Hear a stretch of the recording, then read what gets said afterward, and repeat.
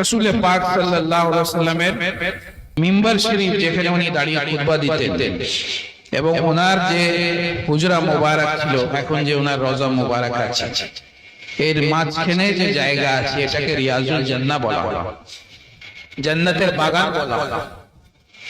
এবং এই রিয়াজুল জান্নাতে 2 রাকাত নফল নামাজ পড়া অজস্র সওয়াব আছে। যে হাজিরা, যে মুসলমানরা জিয়ারতের জন্য যান, রিয়াজুল জান্নাতে লাইন লেগে থাকে নামাজ পড়ার জন্য। যারা গেছেন তারা জানেন লাইন লেগে থাকে, একজন শেষ করলো অন্যজন তার জায়গায় চলে যাবে, আবার সে শেষ করলো পিছন থেকে আরেকজন চলে যাবে, এরকম ভিড় লেগে থাকে। সেখানে শুধু 2 রাকাত নফল নামাজ পড়ার জন্য।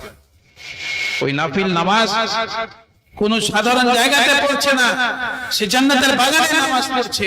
যে রাসূল পাকের মিম্বার এবং রওজার মাঝখানে জায়গা আছে, সেটা জান্নাতের বাগান আছে। কেন আছে?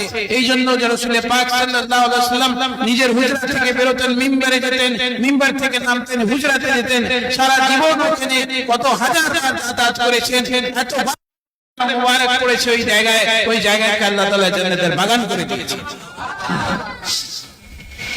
কত বড় মর্যাদা আছে রাসূলের পাক, ওনার কদমে মুবারক পড়েছে ওই জায়গায় বারবার। তো এই জায়গায় জান্নাতের বাগান আছে, দুনিয়াতে আছে ওই জায়গায়, কিন্তু জান্নাতের বাগান আছে, রিয়াজুল জান্নাত।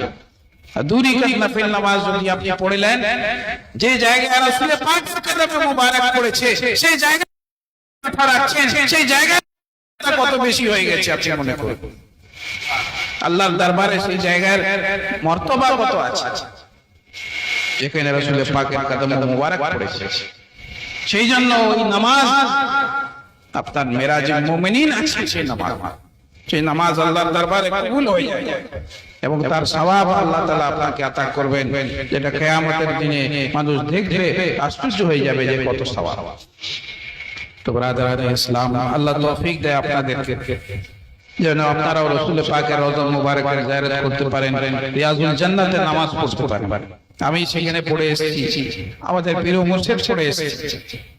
ইনশাআল্লাহ আল্লাহ চাইলে রাসূল পাকের সদকা হলে, ওনার ডাক হলে আপনারাও যাবেন, আপনারাও ওখানে পড়বেন ইনশাআল্লাহ। অসম্ভব কিছু নাই, এটা মনে করবেন না যে আমার কাছে টাকা নেই আমি কি করে যাব।